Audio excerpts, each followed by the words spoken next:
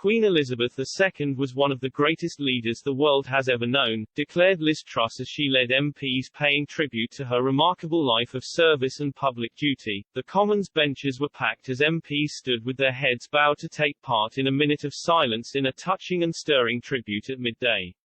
MPs were dressed in all black as they gathered in a sombre atmosphere to pay their respects. We have witnessed the most heartfelt outpouring of grief, Ms. Truss said as she addressed MPs.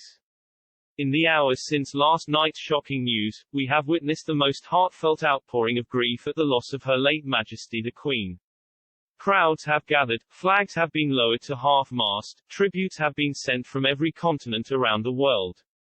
She added, on the death of her father King George VI, Winston Churchill said the news has stilled the clatter and traffic of now 70 years later in the tumult of the 21st century life has paused again. Her late Majesty Queen Elizabeth II was one of the greatest leaders the world has ever known.